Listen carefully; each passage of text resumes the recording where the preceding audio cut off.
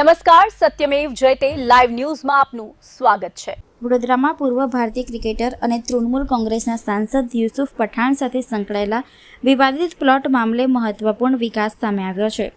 વડોદરા મહાનગરપાલિકાની સ્થાયી સમિતિમાં આ પ્લોટ સહિત કુલ 22 પ્લોટની હરાજી કરવા માટેની દરખાસ્ત રજૂ કરવામાં આવી છે। આ અંગે માહિતી આપતા સ્થાયી સમિતિના અધ્યક્ષ વર્ષા વ્યાસે જણાવ્યું હતું કે વિવાદિત પ્લોટ મામલે લાંબા સમયથી હાઈકોર્ટમાં કાનૂની લડત ચાલી રહી હતી।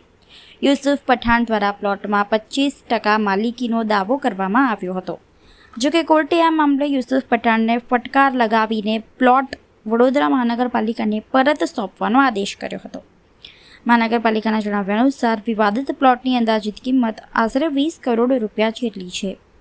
હવે સ્થાયી સમિતિમાં રજૂ કરાયેલી દરખાસ્ત મંજૂર થયા બાદ આ પ્લોટ સહિત કુલ 22 પ્લોટની જાહેર હરાજી કરવામાં આવશે। આ મામલો છેલ્લા ઘણા સમયથી ચર્ચાનો વિષય બન્યો હતો, ત્યારે કોર્ટે આપેલા આદેશ બાદ પાલિકા દ્વારા આગળની કાર્યવાહી તેજ કરવામાં આવી છે। હવે હરાજીની પ્રક્રિયા ક્યારે પૂર્ણ થાય છે તેના પર સૌની નજર મંડાઈ છે।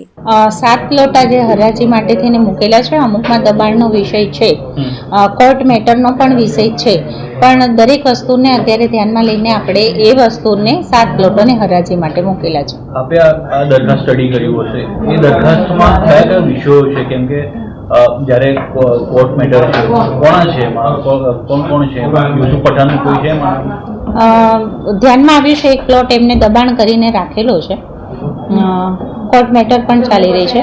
આપણે જો નાનામાં નાનું દબાણ પણ જો ધ્યાનમાં કોર્પોરેશન લેતું હોય તો ચોક્કસ આ બાબત પણ ગંભીરતાથી ધ્યાનમાં લેશે। તો દબાણ શાખા એને પોતાના હસ્તક લેશે કે ડાયરેક્ટ વેચી દેશે?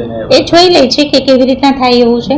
વેચાણમાં મૂકેલો પ્લોટ છે અને કોર્ટ મેટર બંને વસ્તુ ચાલુ છે અત્યારે। તો આ ક્યારે થવાનું છે? જલ્દીથી કોઈ એક ડિસિઝન ઉપર આપણે આવીશું। પણ જ્યારે કોર્ટમાં જ્યારે મેટર ચાલતી હોય અને એને ડાયરેક્ટ આપણે વેચવાની વાત થાય, કેવી રીતે પોસિબલ છે? એ લીગલી એડવાઇસ લઈને જ આપણે આગળની કામગીરી કરીશું। હાઈકોર્ટે ટકોર કરી છે કે જલ્દી યુસુફ પઠાણ પોતાનો પ્લોટ પાછો આપી દે વીએમસીને, હજી સુધી કાર્યવાહી થઈ નથી, તો વીએમસી કાર્યવાહી કરવાની છે એ પ્લોટને પાછી લેવાનું? ચોક્કસ, મેં હમણાં જ કીધું કે જો નાનામાં નાની બાબતને આપણે ધ્યાનમાં દબાણમાં લેતા હોય તો આટલો મોટો પ્લોટ કોર્પોરેશનનો કોઈ દબાણમાં લીધો હોય તો ચોક્કસથી એ બાબતે કાર્યવાહી થવી જ જોઈએ।